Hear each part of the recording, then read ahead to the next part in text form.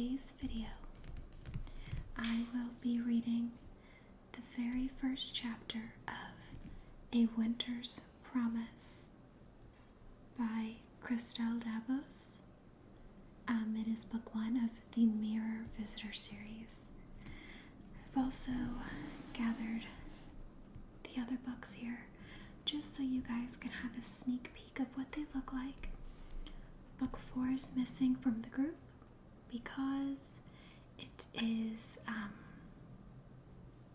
the paperback won't be ready until August, so I only have 1 through 3. So before we get started, I just want to say thank you all for being here. Thank you for returning, and if you've stumbled upon my video for the very first time, I hope you truly enjoy. So subscribe please if you haven't, and if you have, thank you so much. We are so close to 100 subscribers. I think right now we're at 88, and I could not be more ecstatic. So what I'll do to, set the vibe, first we'll go ahead and move the other books out of the way. I'm currently reading The Missing of Claire de Lune, book 2. Hoping to finish this today, and then on to The Memory of Babel, book number 3 afterwards. So I'll go ahead and get these two out of the way so we can focus on the first one. And just to set the mood, add some background, noise to the whispering / soft speaking. We'll light a candle.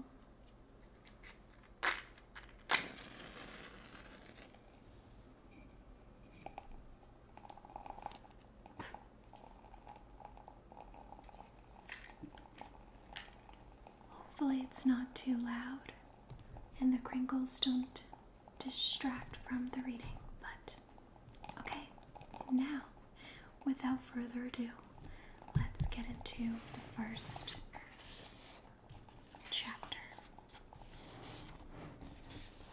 I'll read the prologue, I believe, or is it the epilogue? Prologue. And then chapter 1 as well. Okay. Fragment. In the beginning, we were as one, but God felt we couldn't satisfy him like that. So God set about dividing us. God had great fun with us. Then God tired of us and forgot us. God could be so cruel in his indifference. He horrified me. God knew how to show his gentle side too, and I loved him as I've loved no one else. I think we could have all lived happily in a way, God, me, and the others, if it weren't for that accursed book. It disgusted me. I knew what bound me to it in the most sickening of ways, but the horror of that particular knowledge came later, much later. I didn't understand straight away. I was too ignorant. I loved God, yes, but I despised that book, which he'd open at the drop of a hat. As for God, he relished it. When God was happy, he wrote. When God was furious, he wrote. And one day, when God was in a really bad mood, he did something enormously stupid. God smashed the world to pieces. The Promise. Chapter 1. The Arcfist. It's often said of old buildings that they have a soul. On Anima, the ark where objects come to life, old buildings tend mostly to become appallingly bad-tempered. The family archives building, for example, was forever in a foul mood, It spent its days crackling, creaking, dripping, and puffing to express its disgruntlement. It didn't like the drafts that made doors left ajar slam in the summer. It didn't like that the rains clogged up its gutter in the autumn. It didn't like the damp that seeped into its walls in winter. It didn't like the weeds that returned to invade its courtyard every spring. But above all, the Archives building didn't like visitors who didn't stick to opening hours. And that's doubtless why, in the early hours of that September morning, the building was cracking, creaking, dripping, and puffing even more than usual. It sensed someone arriving when it was still far too early to consult the archives. And that particular visitor didn't even stand at the front door, on the steps like a respectable visitor. No, that visitor entered the archives building like a thief, straight from the cloakroom. A nose was sprouting right in the middle of a mirrored wardrobe. The nose kept coming. Soon after, a pair of glasses emerged, then the arc of an eyebrow, a forehead, a mouth, a chin, cheeks, eyes, hair, a neck, and ears. Suspended there, above the shoulders in the center of the mirror, a face looked to the right then to the left. Next, a bit further down, a bended knee poked through, and in tow came a body that pulled itself right out of the mirrored wardrobe, as if from a bathtub. Once clear of the mirror, the figure amounted to nothing more than a worn-out old coat, a pair of gray-tinted glasses, and a long three-colored scarf. And under these thick layers, there was Ophelia. All around Ophelia, the cloakroom was now protesting from its every wardrobe, furious at this intrusion that flouted the archives' rules. The pieces of furniture creaked at the hinges and stamped their feet. The hangers clanged noisily, one against the other, as though propelled by a poltergeist. This display of anger didn't intimidate Ophelia in the slightest. She was used to the archives being temperamental. "Gently does it," she murmured. "Gently does it." Instantly, the furniture calmed down and the hangers fell silent.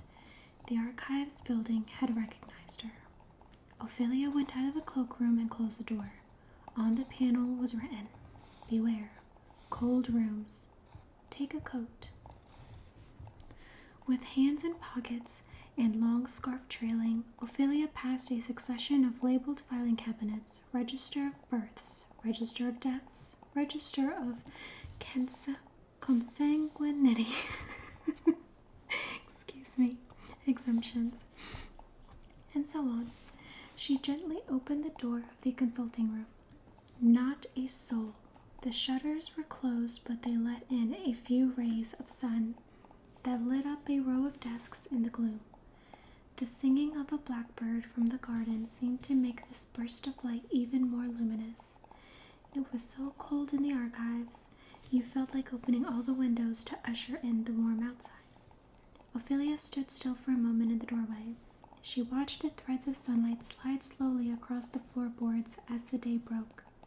She inhaled deeply the scent of old furniture and cold paper. That aroma in which Ophelia's childhood had been steeped, soon she would smell it no longer. With slow steps she made her way towards the archivist's quarters. All that shielded the private apartment was a curtain. Despite the early hour, a strong smell of coffee was already wafting through. Ophelia coughed into her scarf to make her presence known, but an old operatic aria drowned it out, so she slipped around the curtain. She didn't have to search for the archivist, as the room served simultaneously as kitchen, living room, bedroom, and reading room. There he was, sitting on his bed, nose in a periodical. He was an old man with untamed white hair. He'd wedged a loop under his eyebrow, making that eye look enormous. He wore gloves, and under his jacket, a badly ironed white shirt. Ophelia coughed again, but he didn't hear it due to the gramophone. Engrossed in his reading, he sang along to the little aria, somewhat out of tune in fact, and then there was a humming of the coffee pot, the rumbling of the stove, and all the little usual noises of the archives building. Ophelia soaked up the particular atmosphere pervading these quarters. The off-key singing of the old man, the wax light of day filtering through the curtains, the rustling of carefully turned pages, the smell of coffee, and underlying it, the naphtha whiff of a gas lamp. In one corner of the room, there was a draught board, with the pieces moved of their own accord, as though two invisible players were taking each other on. It made Ophelia want above all to touch nothing, to leave things just as they were, to turn right back for fear of spoiling this familiar scene. And yet she had to steel herself to break the spell. She approached the bed and tapped on the Arcfist's shoulder. "Lordy," he exclaimed, jumping out of his skin. "Couldn't you warn people before springing on them like that?"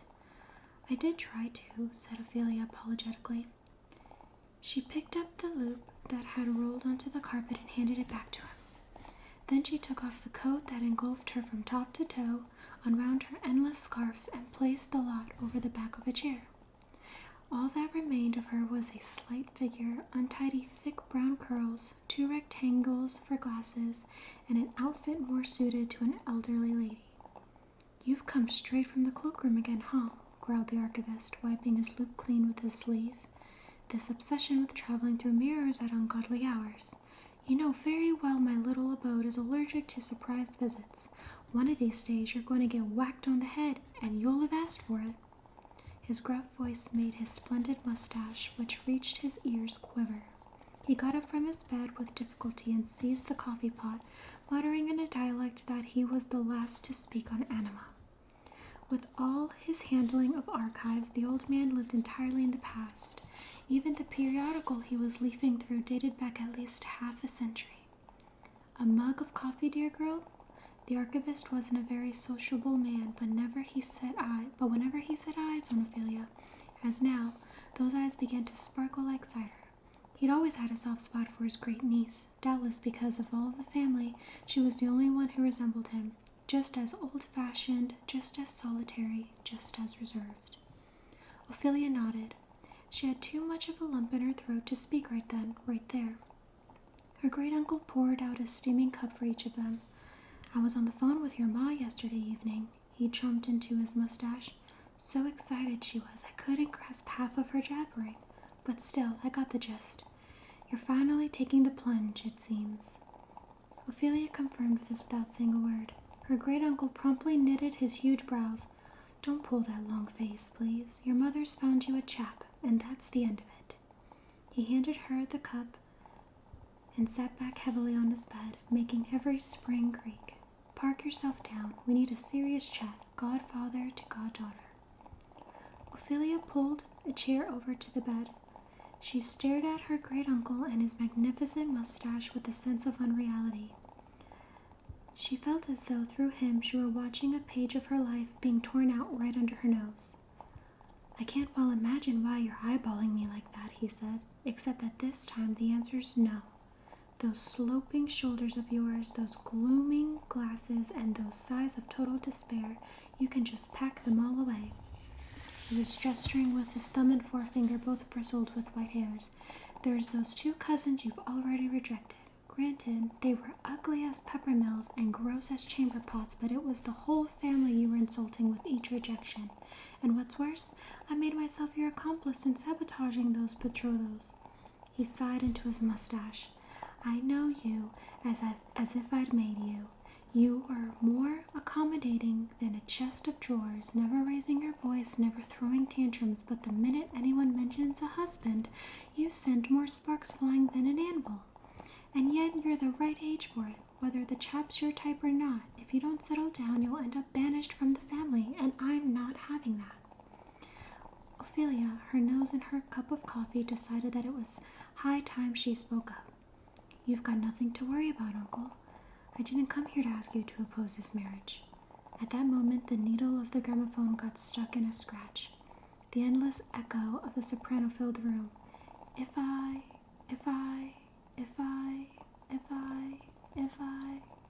The great-uncle didn't get up to free the needle from its groove. He was too flabbergasted.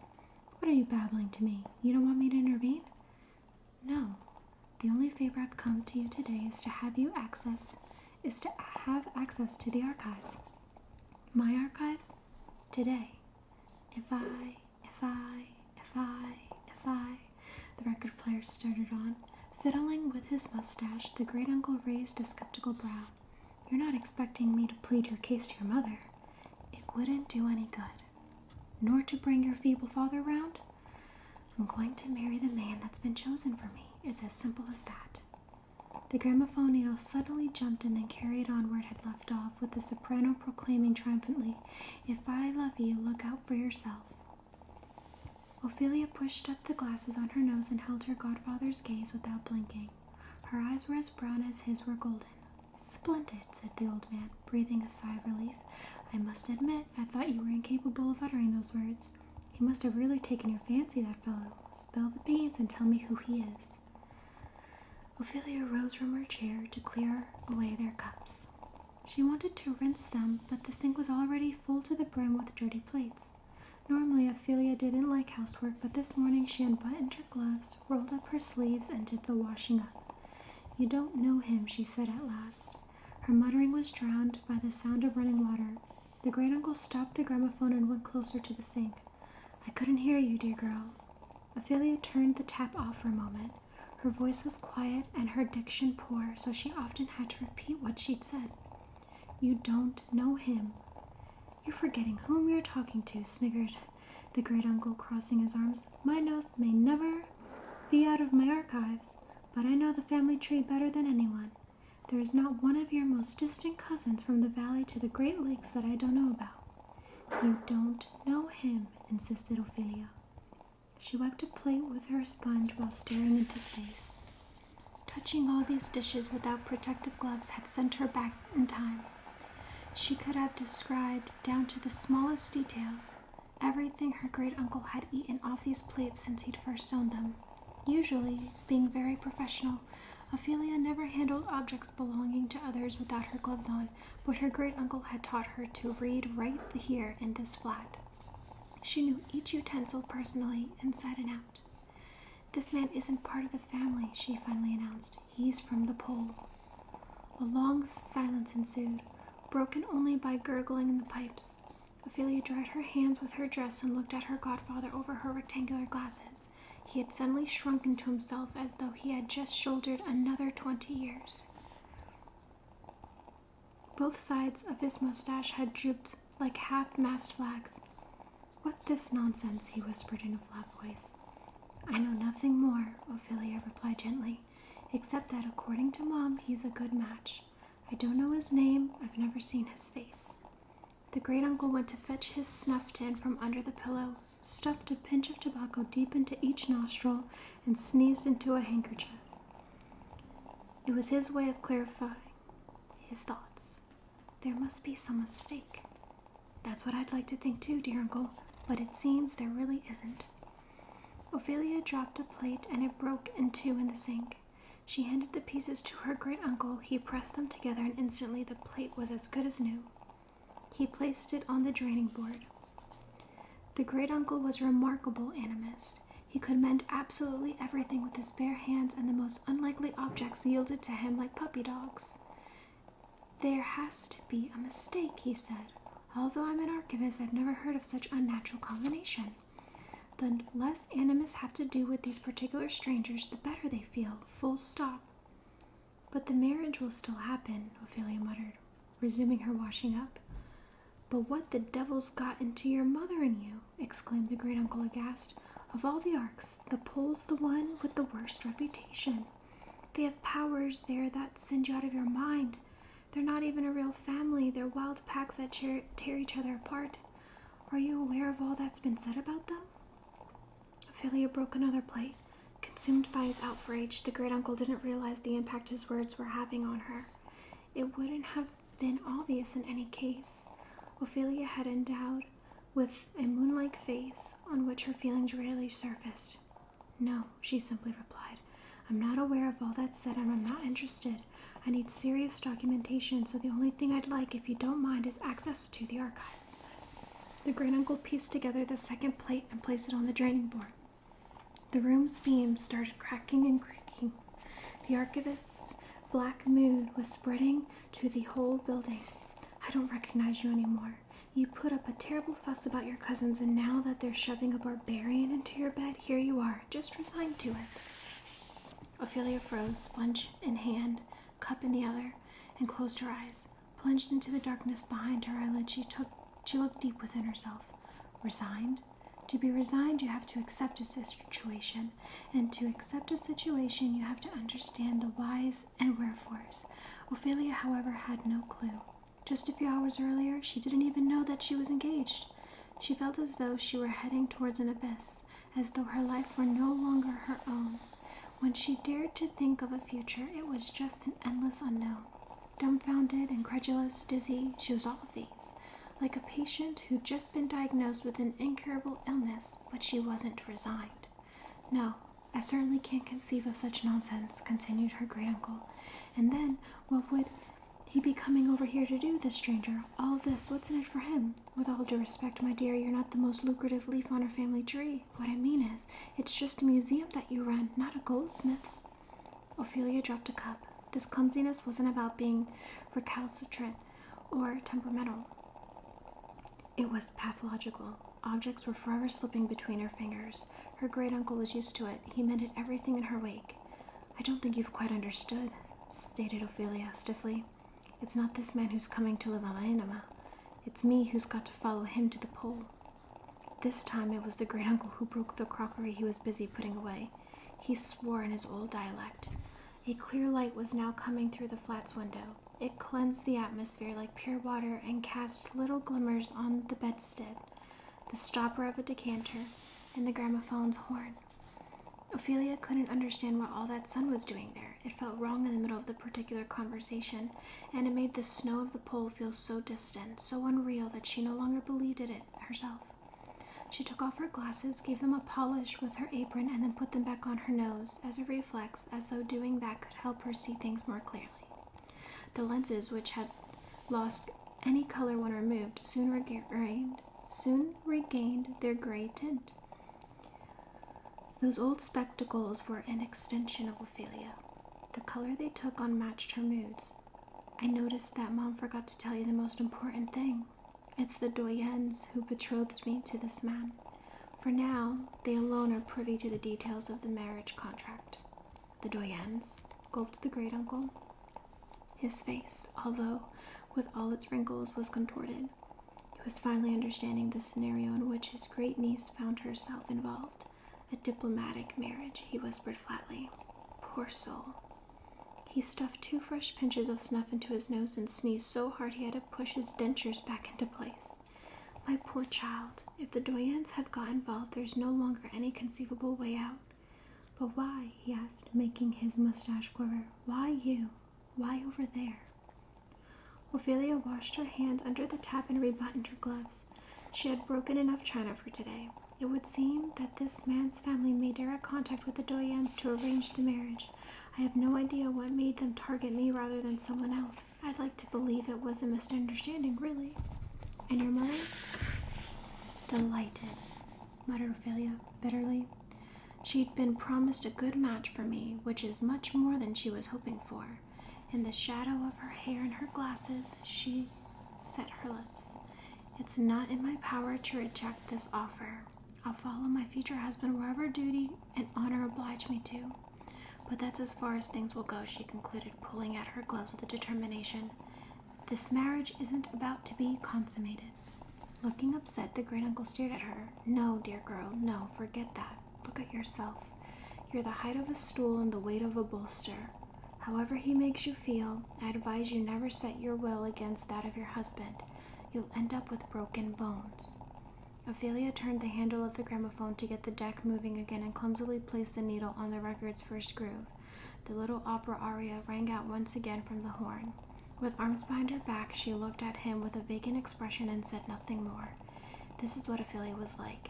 In situations where any young girl would have cried, moaned, shouted, implored, she usually just observed in silence. Her cousins liked to say that she was a bit simple. Listen, muttered the great-uncle while scratching his ill-shaven neck. Let's not over-dramatize either.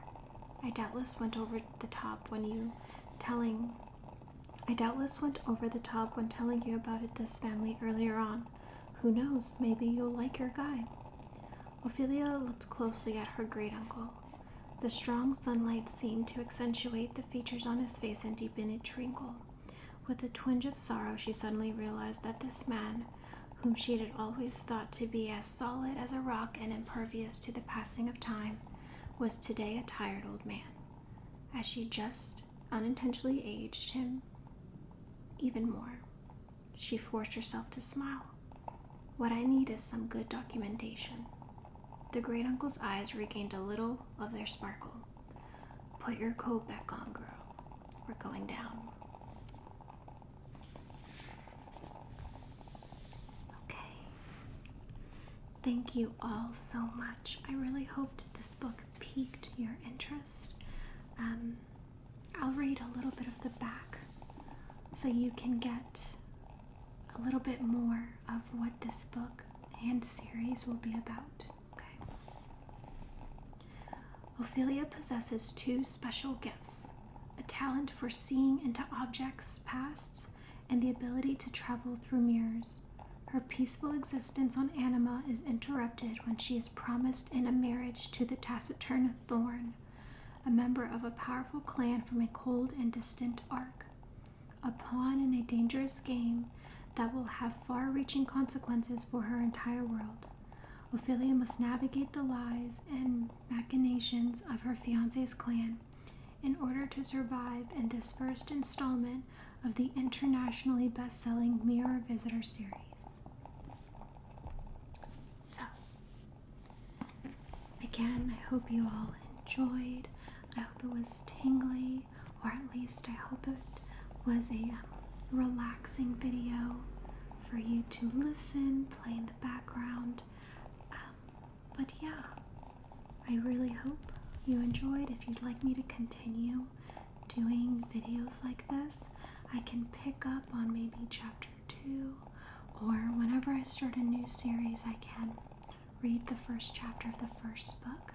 I did that with Scythe a couple of weeks ago, and now this series. So yeah, I hope you all enjoyed, and I hope you have a wonderful, wonderful, wonderful morning, afternoon, evening, or night,